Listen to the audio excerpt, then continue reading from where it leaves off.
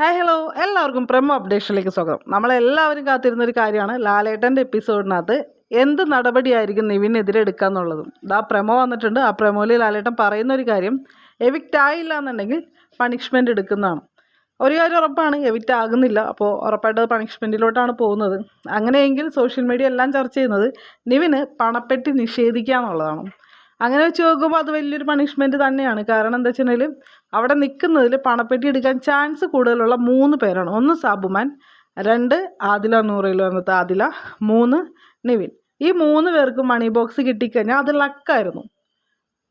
ബാക്കിയുള്ളവരെല്ലാവരും 100 ഡേയ്സിലേക്ക് വേണ്ടിയിട്ട് അവരുടെ പെർഫോമൻസ് മാറ്റി വെക്കും, അല്ലെങ്കിൽ ആ ഒരു സ്റ്റേജിൽ അവരുണ്ടാകണം എന്ന് ആഗ്രഹിക്കുന്നവരായിരിക്കും.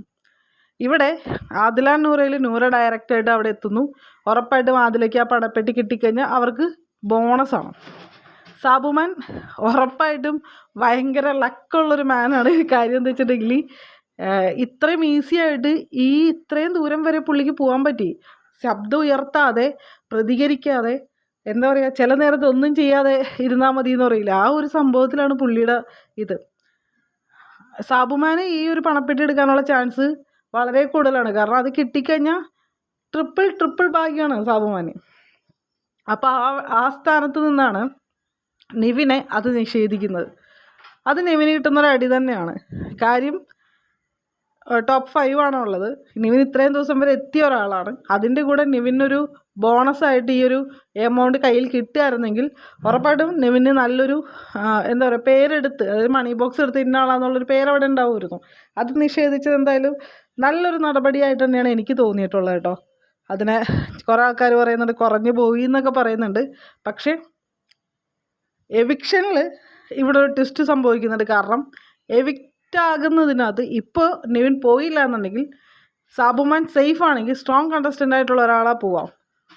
ഞാൻ ഇപ്പോഴും പറയുന്നൊരു കാര്യം, നമ്മൾ എത്രയൊക്കെ അതിൻ്റെ ഉള്ളിൽ ഗെയിം കളിച്ചാലും, എത്രയൊക്കെ ബുദ്ധിപരമായിട്ടുള്ള എന്താ പറയുക മൈൻഡ് ഗെയിമർ എന്നൊക്കെ പറഞ്ഞാൽ ശരി, അവിടെ എന്ത് കാട്ടിക്കൂട്ടിയാലും ജനങ്ങളിലോട്ട് കമ്മ്യൂണിക്കേറ്റ് ചെയ്യാൻ പറ്റിയില്ലെങ്കിൽ അവരാ കാണിക്കുന്ന പെർഫോമൻസ് ജനങ്ങളുടെയിലോട്ട് എത്തി അവിടെ ഒരു ഓട്ടായിട്ടത് മാറുന്നില്ല എന്നുണ്ടെങ്കിൽ സ്ട്രോങ് പ്ലെയറാന്ന് പറഞ്ഞിട്ട് കാര്യമില്ല, അല്ലേ?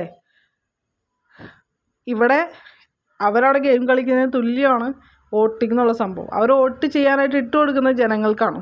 അപ്പോൾ ജനങ്ങളുടെ ഉള്ളിനകത്തൊരു ഇഷ്ടം വന്ന് ആ ഇഷ്ടത്തിൽ നിന്നാണ് അവർ വോട്ട് ചെയ്യുന്നത്. അല്ലാണ്ട് ഇവിടെ ഭയങ്കര ഗെയിമിൻ്റെ ഒരു പ്രോസ്പെക്റ്റീവിനകത്ത് വോട്ട് ചെയ്യുന്നവരില്ല. അങ്ങനെ വോട്ട് ചെയ്യുന്നൊരു ഷോ അല്ല ബിഗ് ബോസ്. ഇത് സാധാരണക്കാരായ കുടുംബ പ്രേക്ഷകരാണ് ഇത് ഏറ്റവും കൂടുതൽ കാണുന്നത്. അല്ലാണ്ട് ഈ പറയുന്ന സ്പോർട്സ് താരങ്ങളോ അല്ലെങ്കിൽ സമൂഹത്തിൽ ഭയങ്കര ഉന്നതിയിലിരിക്കുന്ന ആൾക്കാരൊന്നും ഇത് കാണുന്നില്ല. ഇതിനെ വ്യക്തമായിട്ട് കണ്ട് മനസ്സിലാക്കുന്നതും ഇത് എൻജോയ് ചെയ്യുന്നതും ഇത് മനസ്സിലോട്ട് എടുക്കുന്നതും എല്ലാം സാധാരണ തട്ടിലുള്ള ആൾക്കാരാണ്.